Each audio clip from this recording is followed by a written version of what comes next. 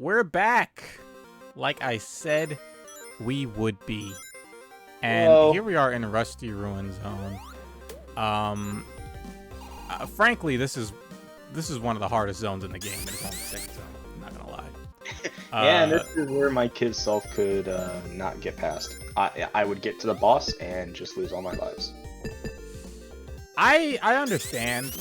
Rusty Ruin Zone is like, I'm glad this is pretty much the only zone that does this, where you actually have to platform a little bit in this zone, and you can just you'll see later on. It's just really difficult to platform in 3D because again, this game does not have any analog control. So I'm about to make a mistake here. I'm like, is this breakable? No, it's not.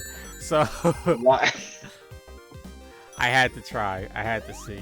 And if you thought the controls were slippery enough, try doing it when you're spinning. It's not fun. Yeah, as you can see, I just got hit by that bee enemy there because I tried to jump on him, but it was really hard to judge depth, and I got damaged. So yeah, that's great.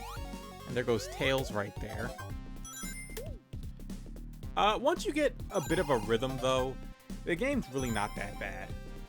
No. Once you kind of get a feel for the controls, you can really start to like move around more smoothly.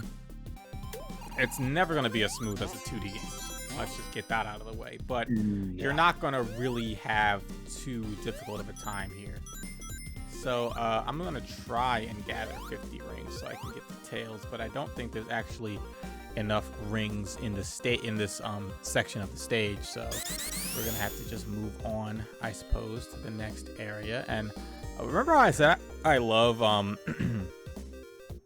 remember I said I loved spinning animations? Well, check this one out. This is such a cool animation. Like Crash Bandicoot, eat your heart out, you know. What about Crash? Because Crash Bandicoot spins around. Oh. Fair enough. You know, it's actually really interesting the way they did that animation for Crash Bandicoot. I was watching a video where they were talking about like to one of the designers and how they got that animation down. And when you really like slow that animation down and take it frame by frame, it looks really cool. But this is about Sonic the Hedgehog, so we're not going to talk about Crash Bandicoot anymore. It's about Spanic. It's about supersonic speed. But yeah, I'm gonna try and then I got hit. And I just go cry in this corner. And that's just the game. That's the game right there. Yeah, hey, that's what I meant. Nope. Now, I do want to apologize. I'm not sure why, but at certain points, I'm playing this via the Sega Genesis Classics collection that I got on Steam. And for some reason, at certain points during this playthrough, the frame rate just like chugs for no apparent reason. So I really don't know why that is. I guess the blast processing is too much for my RTX 4080 to handle. So yeah, I don't know. Too much for your PC, man. Yeah, I think it's just an issue with the emulator that they're using. Maybe, I don't know. But oh goodness, I don't even know how I got hit by that, but I did. And up there I go again. Yep, there I go again. Yeah, right here is a flame shield. And it's cool because you're immune to fire. Wish I had that earlier. Man, I love the constant blinking it's doing. Like, why? Yeah, I don't know. Like, see right there, like the game, like I don't know, the frame rate's just acting odd, and I really don't know why. But it gets better. It smooths out later on, so it's not too big of a bother. Unfortunately, I don't even own this game on Sega Genesis. I see it all the time. This is not an expensive game to collect if you want to get it on Sega Genesis. I think it'd run you maybe like $20 at the most, 15 to 20. It's really not a very expensive game. It's not a highly sought after game either. But basically, I always would see it at my retro game store, and I'd be like, yeah, but I don't really want 3D Blast. What does it do to you, man? As much as I say I do like this game, I just never wanted to own a copy of it. But I guess I should. It's just one of those games where it's like, you know, like a game you see all the time, and you're like, I'll just get it later. You know, because it's not hard to find. You know, it's like, let's get that whenever. I don't really have to like worry about picking that up anytime soon.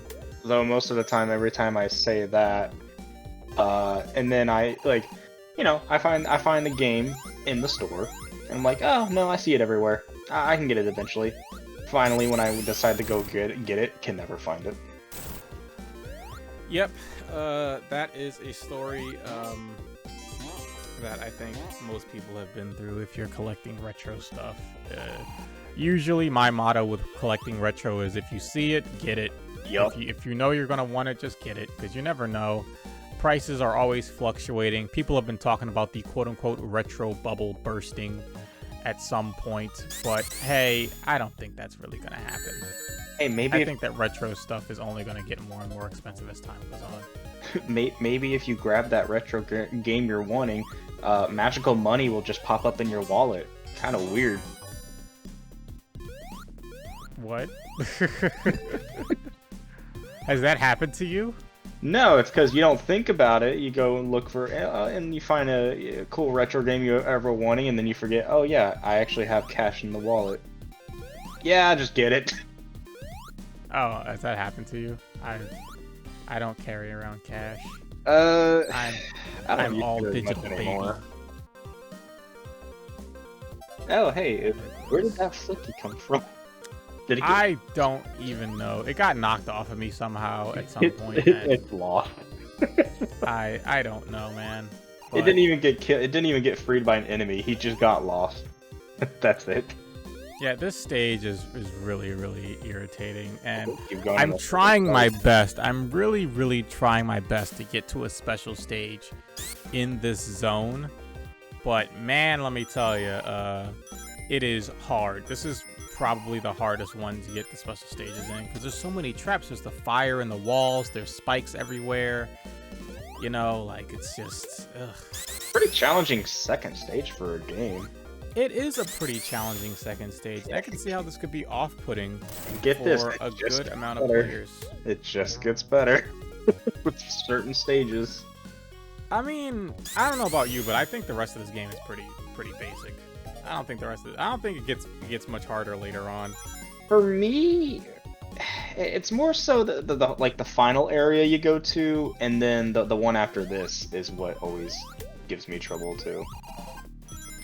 Oh, I love that stage.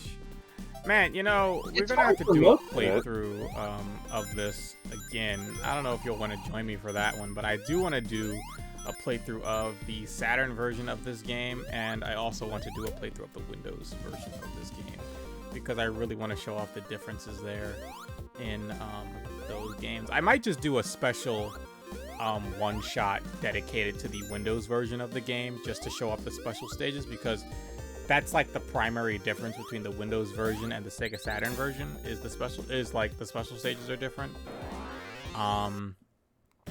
But I really prefer the Saturn version because the visuals are enhanced in such a nice way. Like, and I don't know why people I guess because this was the platform that the game launched on, that a lot of people don't really regard this at like the Saturn version as being like that much better of a version. I mean, the Saturn version probably didn't sell well because the Saturn wasn't a very popular console worldwide. Yeah. But I don't know, like that Saturn version of this game is just so good. Like, I love that version. That is my preferred way to play. I am only playing the Genesis version here because, you know, this is the version that most people are probably used to. This is the original version of the game, so I wanted to show this one off. But it's the only version at some point. Yeah, at some point though, I do want to go back and do the Saturn version. And Smooth, you should really check out the Saturn version. The Windows version is essentially abandonware at this point. But it is really one of those like rare cases where there's just like a Sonic game that has these different versions, and they're all unique from each other in some kind of way, in some meaningful way. It's really cool. I really enjoy the upgraded versions. I mean, like, you see like all the tiles on the floor, like, oh man, I'm hyping it up, right? I'm down. It really is a big difference. It really is a big difference.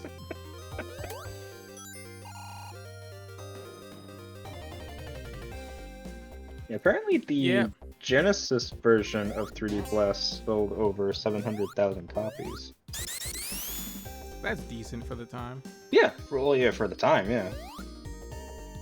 Yeah, I mean that's not like setting the world on fire, but that's they probably turned a profit off of that. I mean, Sonic kept going, so let's see. Hey, there was no stopping Sonic. Sonic was huge. I mean, yeah, no matter how far he falls, which was only a couple, he rises pretty fast. Hey man, Sonic always bounces back. Oh yeah, easily. And I was looking for a special stage, then I got hit, lost all my rings, and wouldn't you know it, it's right here. There's Knuckles. Hey Knuckles, why aren't you on your island? You know, Knuckles can leave his island to help.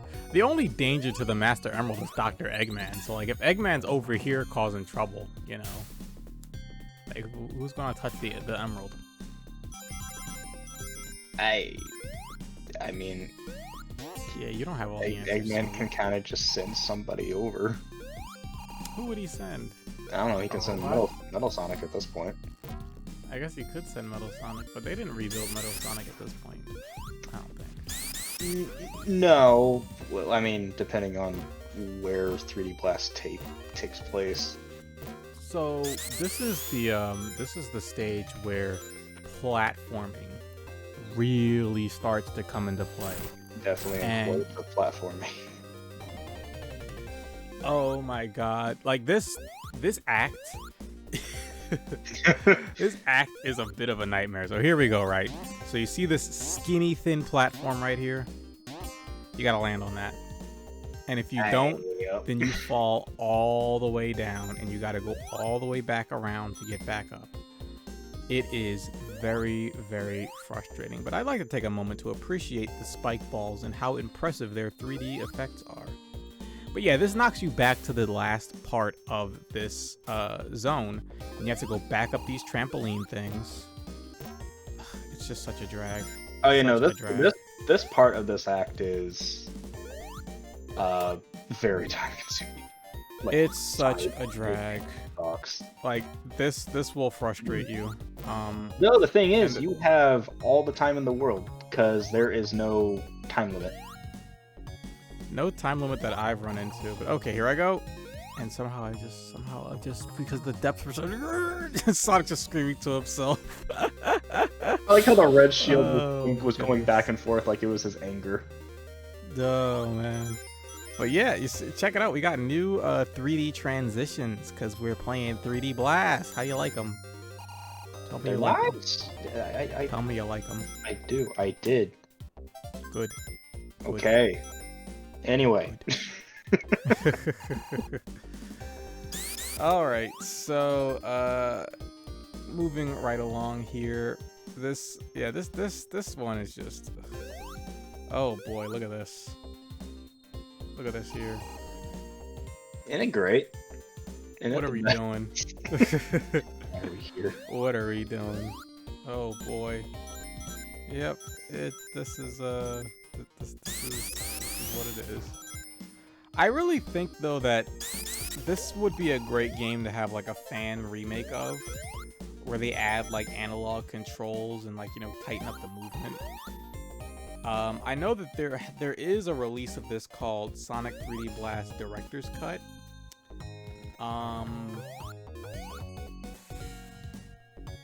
But I don't really know very many details about that. So I'm trying to get back over there, which means I have to like jump back across these. Again, skinny platforms, slippery controls, and the only indication that I have that really works well with my depth perception is the drop shadow. It is not easy. Yeah, because you do not get a lot of time. Frustrating. You gotta jump on that. Jump on that one. That's one. Oh, there we go. We got it. I'm pretty sure you could. I think I've jumped over all three of those before. Yeah, you can spin jump, and that's a bird that we lost earlier. He's just hanging out. His name's Fred. Yeah. Oh my god. I mean, And this is one of the things that's frustrating about this game is like you get hit on these stairs with this fire, and then your birds are running all over the place. They're running through the fire, so now you're going through the fire, and it's like, but just trying to find the last Flicky. There he is, and now we can just head toward the exit if we if we so desire. And here's some speed shoes, and you know, I feel like they've added speed shoes into this game because they felt that they had to, because it's a Sonic game and you need the speed shoes. But like, really, how fast are you gonna go before you run into a wall? Yeah. Man, I get to go 5 more squares per second. Let's go. So one of the cool things about this game is that you can bank things. Like you can bank your flickies and you can bank your rings. So say you have like 20 rings and you run into Knuckles. Well, you can give all your rings to Knuckles at that point. You're going to be left with 0, but Knuckles is going to hold on to your, or Knuckles or Tails, either one. They're going to hold on to your rings. So if you come back later with the remaining 30, I believe, like, you know, counting on the fact that you haven't died, you know, assuming you haven't lost a life, you can come back, give them the rest of the 30, and then they'll take you to the special stage, and you'll have a grand old time. Yeah.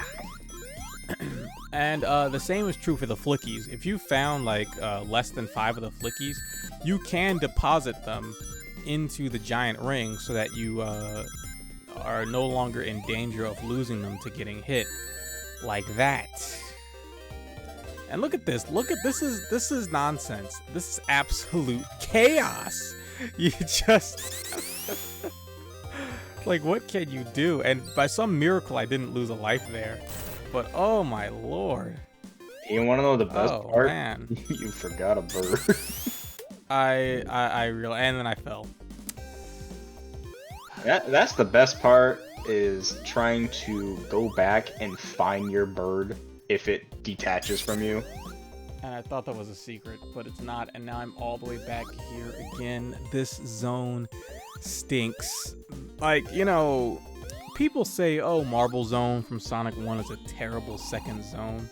No, this is a terrible second zone. Like, this zone is just agony.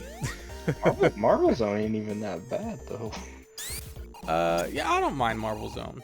But, you know, like, people just like, oh, well, like, it takes away, like, all the speed and whatever and whatnot. I'm like, no, this, you lose, like, all of your momentum. You lose everything here. So let's go ahead and try and get a cut. Yeah, we're just gonna jump cut. We're not doing this. We're not doing all this. We're professionals, people. We have standard. Nobody's got time for this, all right? This is just nonsense. So we're gonna jump cut to where I'm back up here, and I get this bird that I lost earlier, and I'm ready to go. I've got my things. Waiter, bring me the check. I'm ready to leave. I have not had a good time this evening, and oh my god, I got hit again. Oh boy. I'm almost getting re-frustrated from when I was actually playing this game. It's frustrating, it really is. And hey, check out this super fun part. Gotta jump across these things. Up, didn't get it. Hold on. Okay, I got the first one up, missed the second one. Alright, okay, let's get on the spring, and up. We can't get that. Alright, cool. Let's try again. Let's get up there. Alright, come on. And nope, just missed it. I can feel the pain. I can feel the pain. So I will say, if you really, really do want to get across there is an easier way. It's called close the game. So we are missing a flicky, guys. So we've got to go back and find that flicky wherever it may be in this world. So kind of wish it was like some kind of notification or arrow pointing towards like the flickies that you lost or something to make it a little easier. That would be nice, but I do also think that would be fairly difficult to program. Yeah, I know it was, but different programming. Luckily, we found them without too much trouble. And here's the trick I said: you can spin jump across those things, which makes it a little bit easier. But yeah, luckily that flicky wasn't too hard to find. But That is a thing that can happen. You can lose a Flicky, and then you'll have to scour the entire stage trying to find one of these tiny birds. And yeah, it can be quite problematic. So here goes the boss of Rusty Ruin, and Dr. Robotnik gets in this wall golem thing. It's like a knight with cat claws and a cannon for a belly button. I don't know what was going on in these ruins, but Smooth, you said you always had trouble with this boss. Because as a kid, I was dumb. Well, I think it's just because it's hard to jump on these paws. Like, look, I'm slipping and sliding off the paws. You have to be really, really careful, you know. And when you're a kid, it's very difficult to be like careful and patient with platforming. Yeah, because I think what I always did was I would either just try and jump up from the ground to try and hit Eggman, or try and jump from where the arm is extended. I would not be waiting. I was an impatient child. Even though I was patient in other games. I think because in my mindset it's like, oh yeah, I'm Sonic, I gotta go fast. I can't be waiting in a Sonic game, that's stupid. Well, then I played other stuff. Well, that's gonna do it for Dr. Robotnik. He's been taken care of, and that's gonna do it for this part, guys. But next time, we're going to be in a zone whose name I forgot, but it's really colorful and it's really cool. Spring Stadium. We'll see you Spring Stadium Zone next time. Yay! Until then.